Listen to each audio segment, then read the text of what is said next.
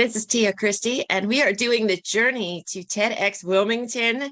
And this is such an exciting segment that we're doing because this is the first time we're actually talking to our speakers beforehand, before they do their talk, to find out what their journey is like as they get to that red carpet.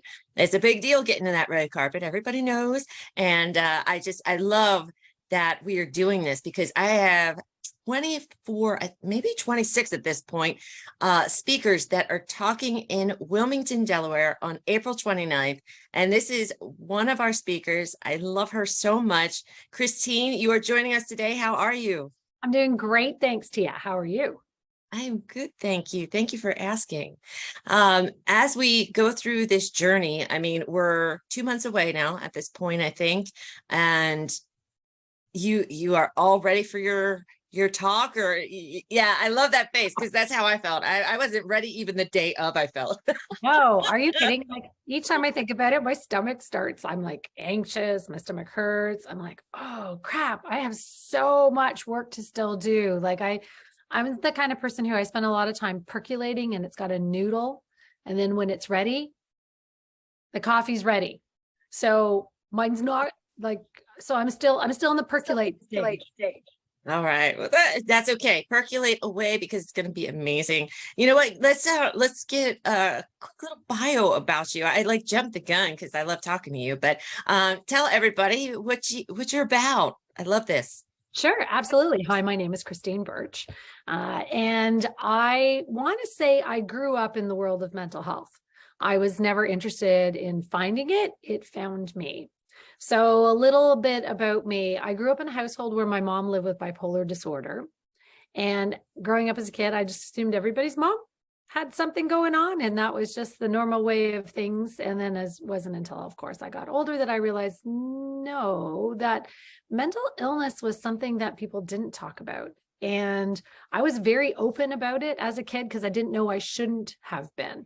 And so that led me into, of course, wanting to study psychology. But, you know, when you're sitting there and I'm in university and I'm sitting next to 800 people beside me in one of those big, huge college theaters. And then the prof said, look to the left, look to the right, like one of you won't be here by the end of this year. And I thought, well, it's not going to be me.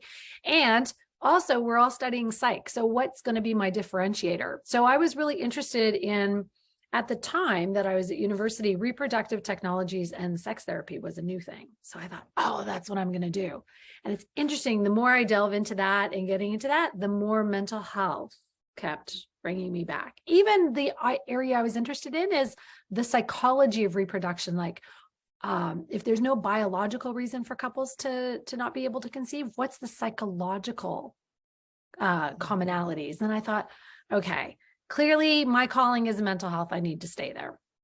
So I ended up working frontline mental health for 10 years until I developed post-traumatic stress disorder myself. And I thought, okay, I am not effective for my clients. I'm not effective for myself. And so I thought I'd have babies, because babies is the way you should take time away from work. And as you're smiling, you're like, it's probably not a great idea. Anyways, I realized that I loved work. I wanted to work. So I went and for 15 years after that worked at Canada's largest psychiatric facility, but not in the clinical world. I went into leadership development and realized that I could couple my mental health and clinical training with leadership development. And then 10 years ago, launched a consulting company, and I have worked the globe teaching mental health in the workplace to leaders. I love that. It is so important. And it's a message that I love to talk about as well. So that's why I could talk with you for hours upon hours on this stuff. It's incredible. So is this what your talk is going to be about? Are you going to be enlightening our listeners for that? In a sense, I really wanted to, with this TED Talk about my journey and what I learned. And I wanted to also reframe it a different way. So my TED Talk is on, it's a working title still, but it's on how 3 women living with mental illness. And I'm using the word illness specifically as opposed to mental health disorder, which is typically how we'd couch it. So 3 women living with mental illness, how they changed the trajectory of my career and my life for the positive. Wow, that's incredible. Yeah, so it's the juxtaposition of, typically we think about people with a mental illness as having a negative impact And Right. this is around these women who completely reframed and shaped my way of thinking and actually really changed the direction of my life and the course of the work that I do. I think it's so important to have that mental, um, ability to change the negative into a positive. I've always been that type of person. And I think successful people tend to look at the silver lining of everything. We annoy other people that don't like to do that, but it's the way to understand it happened. It's going to make us better. And I love that you're tackling that in the workforce. So why, obviously we know why this idea is important to you, but what type of person are you hoping to impact by doing this talk? Who's your Yeah. target? Yeah. So when I think about my target audience, so typically from a professional perspective, I'm working with leadership. And in the course of my TED Talk, I talk about why leadership is important and why I specifically targeted leaders to make a difference.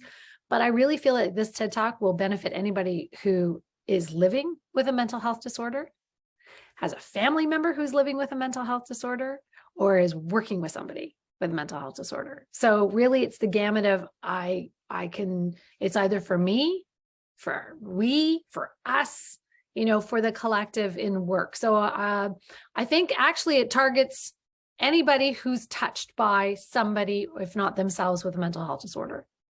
And that's a large audience. It really is, because though we've gotten better at talking about mental health, and I think now, I'm not even sure if it's by law, but every doctor's office I walk into, how are you feeling today? And that's an incredible step in the right direction, making sure people are doing well with their stress levels and all that kind of stuff. So it's really an impact that you're making, and I love that. So what hope are you, like, what do you hope this talk will do to impact the world? Do you hope, like, maybe it gets the message out there a little less like taboo? It's so strange that people act like mental health is taboo, but Still in this day and age, there's still such stigma. I think the piece I want to talk about, or the lens I want to look at, is how I myself, even though growing up with a mom with a mental illness, and it was so close to the family for me, and have other family members who are living with mental health disorders, I had such a perception that they needed to be fixed or saved, and that somehow I had power over. So wanting to but coming from a good place, but wanted to help save everybody because you needed saving. Because if you had a mental health issue, then clearly you weren't whole and perfect as you are. I am, because I don't have one. So then I could fix you. And so really, I think the message I want to get across is, how do we look at the gifts everybody has to offer us versus labeling it from a place of judgment? wow, I love that. And I think a lot of people do have that, I need to save somebody, or I need to help them, or what. But if we took a different approach, and looked at it, what gifts do they have to offer in this? Wow, that's incredible. My mind is like blown on that one. I can't wait. I'm so excited. I am so excited to hear more about this. All right. So is this your first time coming to Wilmington, Delaware? Is this? Yes. Yes. I'm super excited, and I won't say I'm scared. I'm only scared right now because I don't have I haven't had nothing's buttoned up from that perspective. I know what I want to talk about. Once I get out there, I love a stage. So I'm excited about doing the talk. I'm excited about getting the message, because it's not about me. That's the thing I want to keep remembering, is that there's a story and there's a message, and I want to share that to provide this impact to other people. And I'm hoping the people who need to hear it will hear it. Excellent. And I think they will. I think they will, because that's the beauty of TEDx. You get to speak with local communities, but then also, it gets out there on YouTube, out to the world, and you really can make a huge impact. It's just the ripple effect. It's just a beautiful thing. So I'm very excited. Now, I guess, let me just ask you, how are you preparing, since you feel like you're not there yet? How are you preparing? Because I think a lot of people want to know. Yeah. So for months, so I took a course. So I highly recommend that if people are interested in professional speaking or want to do something like this, that get help. So I'm one who likes to do it all on my own because I can, I know it all. I know nothing. And so I was so glad I took the course with Dr. Dan, because then it helped to formulate what's the template, what's the messaging, because there's an art to this. There's an art and a science to giving a great talk. And I'm hoping I do all this justice with this. So took that, knew what I wanted to talk about, but I have nuanced because I really want to whittle it down to what's my core message. What am I sharing with the world that may be unique? What's a different vantage point or lens? So rewriting, thinking, talking to people. So each time I share, it gets crisper and crisper. And then people are like, oh, that was really impactful. Or you talk too much about this and nobody cares about that piece. I'm like, oh, okay, that's good to know, because it's important to me. But if it's not too important to the audience, then it doesn't matter. Right. Yeah. You want to make sure that you get that. And I love that. And, yes, not everybody is confident enough to do it on their own. And honestly, with it being the first time, why not get a little bit of guidance? And that's one thing, like, me and Dr. Dan, we both have courses to help people. Like, I do the voice presentation, to help people with their confidence and memorization and articulation and all that good stuff. And he gives more of the structured, specifically for like the TEDx. So, it's one thing that we found could be very beneficial to helping people get to their dreams. I mean, I think a lot of people, I know for me, when I started with TEDx, I was taken on as a speaker. It was on my career bucket list. It was like a really important thing that I wanted to do some point in time throughout my career. And the pressure that goes into it, it can be overwhelming. So, I think that doing kind of courses or talking with other alumni members, it can really, really help you go far. Yeah, I'm excited about that. Years ago, we did a beta class with TED. And so that was really great. That gave me the whole through lines and pull, knowing, kind of what needing to do. And I thought, wow, there really is an interesting curation to how you create a great TED Talk. And so that was helpful. This is helpful, talking to people. I mean, I speak for a living, but there's a difference between talking, communicating, entertaining, educating, and having a great speech. Like there's different nuances to all of those things. And so I think for me, the key is going to be practicing and practicing. I'm not a memorizer. I had a really traumatic experience public speaking when I was a kid. I mean, I love public speaking, and I won a public speaking competition. So I was in grade 6 and I won for my whole school.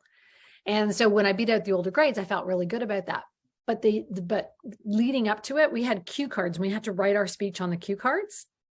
And so the first round, when I did it, I lost my space on the cue card. And because it was memorized with the cue card, I couldn't remember what was next.